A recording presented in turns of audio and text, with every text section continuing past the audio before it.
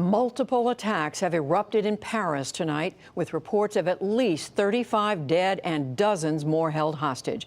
Gunmen killed dozens at a Cambodian restaurant and at a concert hall, where they also took the hostages. And there were at least 2 explosions near a soccer stadium as President Francois Hollande attended a match.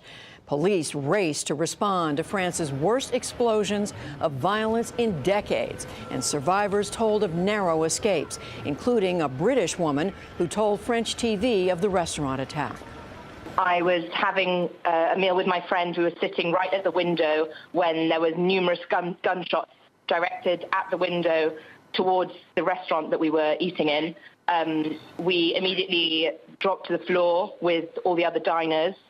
And we were there for maybe one minute, lying on the floor, as we continued to hear numerous gunshots. Later, another shooting was reported at a Paris shopping mall, and President Francois Hollande announced he is deploying the military around the city and closing the borders of France. In Washington, U.S. officials said they are monitoring, but there appears to be no credible threat against the United States. And President Obama came into the White House briefing room to speak about the attacks. Once again, we've seen an outrageous attempt to terrorize innocent civilians. This is an attack not just on Paris, it's an attack not just on the people of France, but this is an attack on all of humanity and the universal values that we share. We stand prepared and ready to provide whatever assistance that the government and the people of France need to respond. For more on the attacks right now, we turn to reporter Kate Moody of France 24 Television. She is in Paris. Kate Moody, what is the very latest you know? Well, the latest is that we've heard from the French president, as you said, declaring a national state of emergency, announcing that he was going to be closing the borders of the country in an effort to protect France.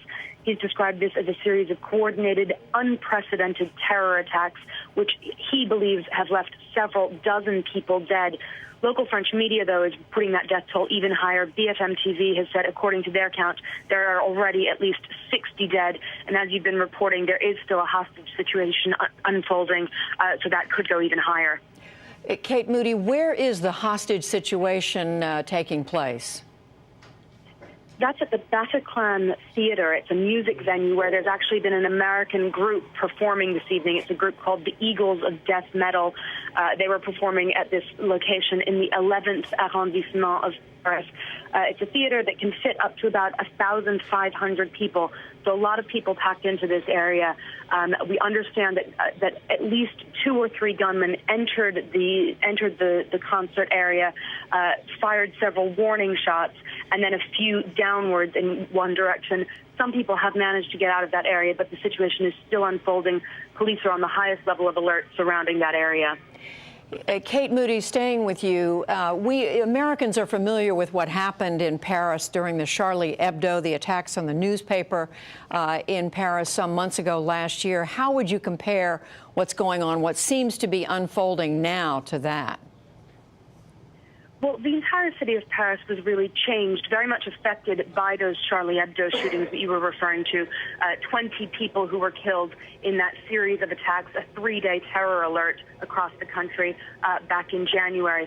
And the city has really changed since then. We've seen huge police presence outside major tourist locations, outside schools, outside religious areas. And the city hasn't really gotten back to the way it was before that. So I think people are very much, people certainly remember those attacks, and everything that we're seeing from this evening so far seems to indicate that this series of apparently very coordinated and very deadly attacks has already become much more deadly than those attacks that changed Paris a few months ago.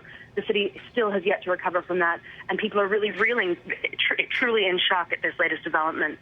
Fair to say that security was already high before what happened tonight? Exactly. It has this level of security across Paris and across the country really has been raised since those January attacks. There was no apparent threat towards the city on this Friday. There was no particularly high level of alert today. But in general, over the past few months, the level of alert has certainly been raised. Police and the military have been deployed throughout the city for months, really. There's just a much more heavy security presence, something that might be familiar to people in the United States, but that certainly was not the case here in France before the Charlie Hebdo attacks this January.